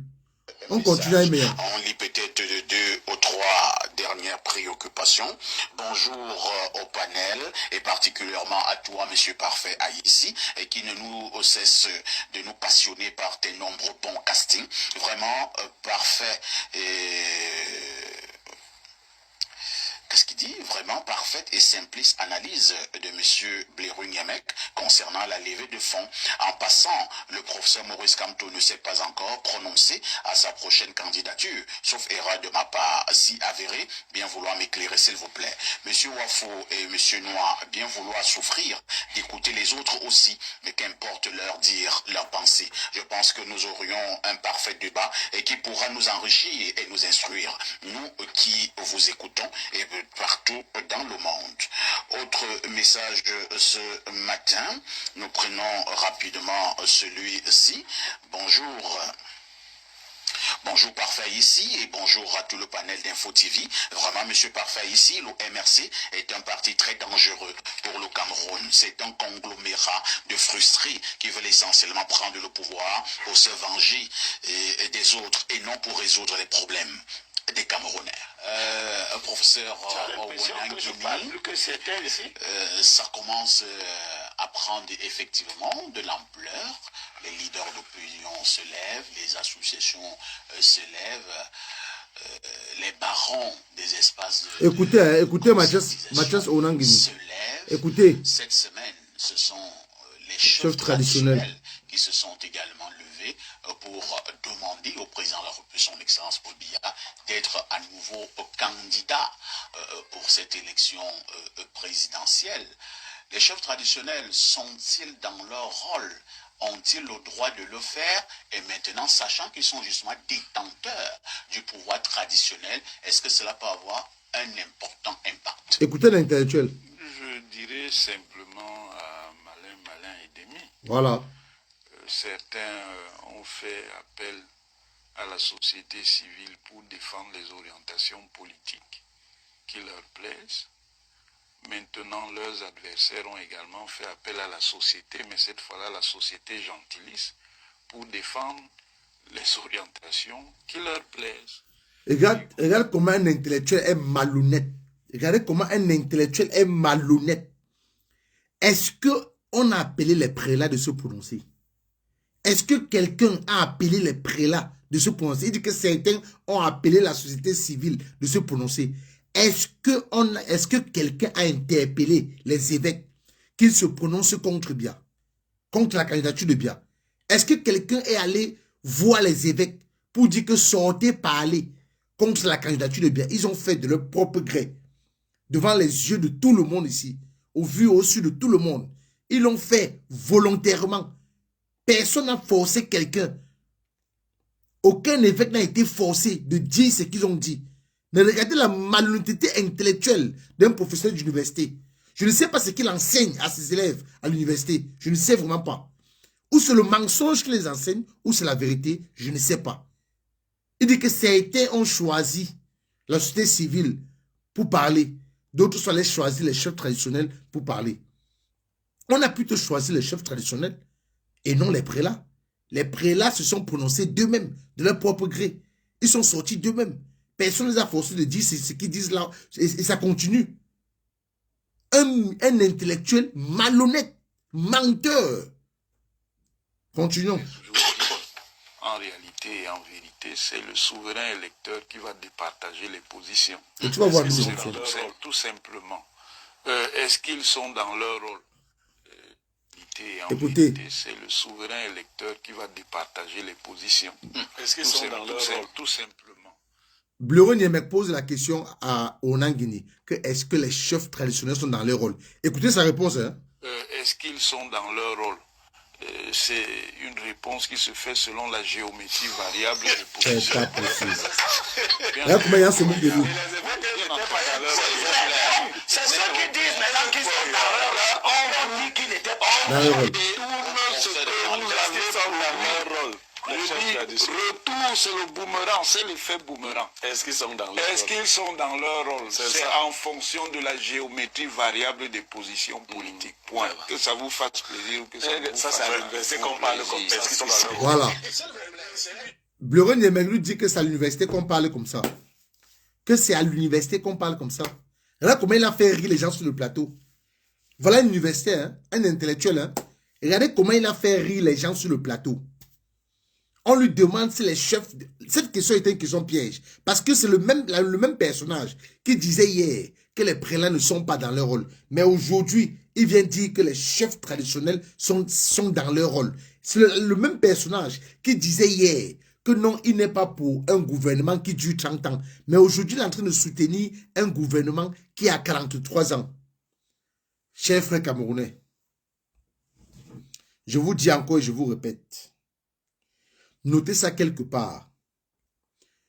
Toute désobéissance à un acte mal posé est un droit. Toute désobéissance à un acte mal posé est un droit. Préparez-vous pour 2025. Un dictateur n'a pas de concurrent à sa taille tant que le peuple ne relève pas le défi. Donc c'est vous le peuple qui allez relever le défi. Vous voyez tout ce que le Cameroun est entouré du mal. Le Cameroun est gouverné par les méchants, par les démons. Le Cameroun est gouverné par des gens qui ne nous aiment pas. Le Cameroun est gouverné par des personnes qui n'aiment pas le Cameroun, qui n'ont pas de la pitié. Qu'ont-ils fait pour ce pays, comme a dit le professeur Moïse Kamto? Ils n'ont jamais rien fait pour ce pays. Parce qu'en 43 ans, le Cameroun est retourné en arrière. Est-ce que vous savez qu'en 72, on a envoyé de l'aide à la Chine? Le Cameroun aidait la Chine. Est-ce que vous savez que ce Cameroun, c'est le pays qui a fourni l'électricité en Guinée équatoriale et au Tchad, même en Centrafrique? Est-ce que vous savez que ce pays a nourri des pays voisins, a distribué des denrées alimentaires aux pays voisins? Le Cameroun où nous vivons aujourd'hui. L'enfer que nous vivons aujourd'hui, quand on remettait ce pays à Paul Biya, c'est un pays qui vivait dans la paix et prospère, sans tribalisme. Le régime de Biya nous a ramené le tribalisme. Le régime de Biya nous a ramené le chômage. Le régime de Biya nous a ramené des routes dégradées. Le régime de Biya nous a ramené le kidnapping. Le régime de Biya nous a ramené le chômage au Cameroun. Le régime de Biya nous a ramené la dictature. Le régime de Biya nous a ramené les microbes. Le régime de Biya nous a ramené la vente des riz. Voilà les tracteurs que Paul Biya a abandonnés. Les tracteurs qui coûtent des centaines de millions, voire milliards, qu'on a abandonnés quelque part là-bas, à Yaoundé, dans la brousse, qui pouvaient permettre à ce que on cultive pour au moins atteindre l'autosuffisance alimentaire. Pour avoir l'autosuffisance alimentaire, le Cameroun n'a rien mangé encore pour du riz. Ils sont devenus des risards. On nous traite de risards aujourd'hui. On voit des papas qui se lèvent à 4, 5 heures pour aller s'aligner pour un sac de riz. Le riz, le Cameroun. Cher peuple camerounais, on va écrire l'histoire en 2020, en octobre cette année. Préparez-vous. Je vous ai dit, les chefs traditionnels sont vos adversaires. Si Paul Biya est votre adversaire, si ce régime est votre adversaire, les chefs traditionnels qui ont soutenu la candidature de Paul Biya deviennent aujourd'hui vos adversaires. Ils sont dépourvus de toute puissance ancestrale. Donc ça veut dire quoi? Que de la même façon que vous allez traiter les sardinards dans les bureaux de vote, vous allez traiter les chefs traditionnels et les notables qui voudront les supporter en 2025 de la même façon, le même traitement, vous allez les infliger sans avoir peur. Parce que vous êtes libre d'aller choisir qui vous voulez voter. Surveillez vos votes et défendre votre vote. Parce que si nous ratons cette année 2025, nous sommes partis encore pour 7 ans de souffrance. Et ça va être plus pire avec la pression fiscale qui est déjà installée, qui est appliquée. Cher peuple camerounais, prenez votre destin en main. Allez vous inscrire massivement sur les listes électorales. Vous-même, vous vivez tout ce que le Cameroun est en train de traverser. Nos compatriotes qui se font tirer dessus parce qu'ils revendiquent leur salaire. On protège des expatriés au profit des compatriotes. Cela ne saurait se produire ailleurs. C'est impossible que nous continuions à vivre avec ce régime. Prenez votre destin à main pour que nous chassons ce régime en 2025, pour que nous mettons ce régime hors d'état de nuit, parce que si le professeur Moïse Kamto ne les faisait pas peur, il devait ouvrir le jeu électoral. Il devait ouvrir le jeu politique. Il devait inviter le professeur Moïse Kamto à la table de Elekam.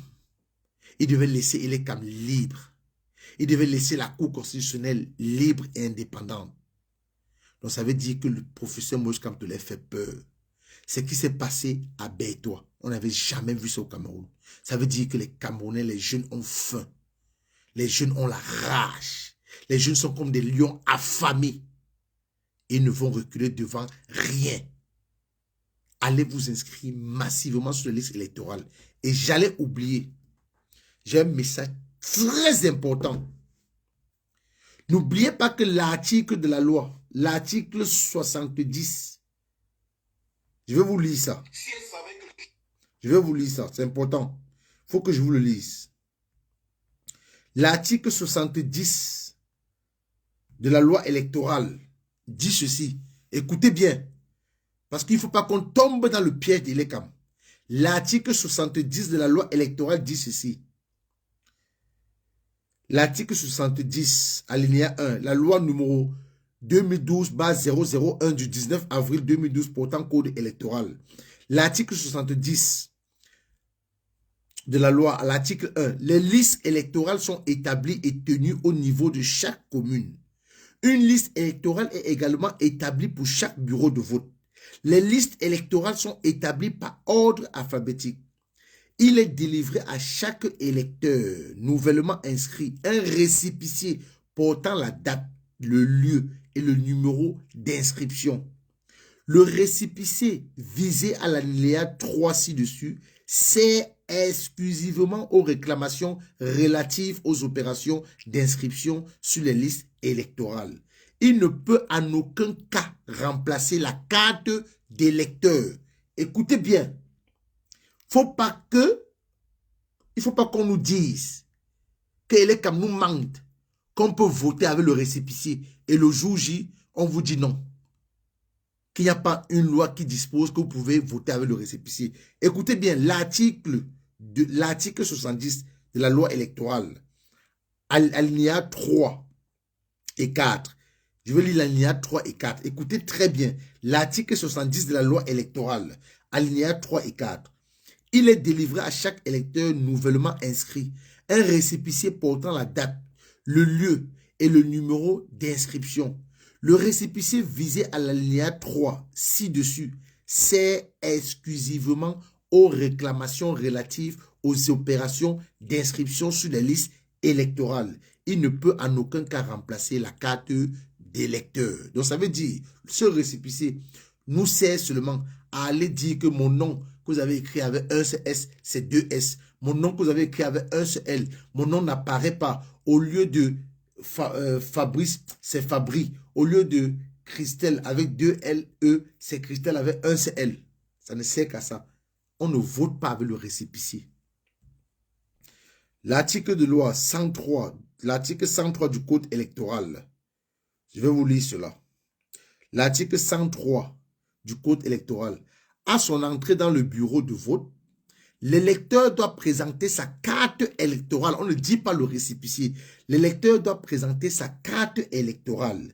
Il doit en outre prouver son identité par la présentation de la carte nationale d'identité. Donc le jour du vote, allez avec votre carte d'identité et votre carte électorale.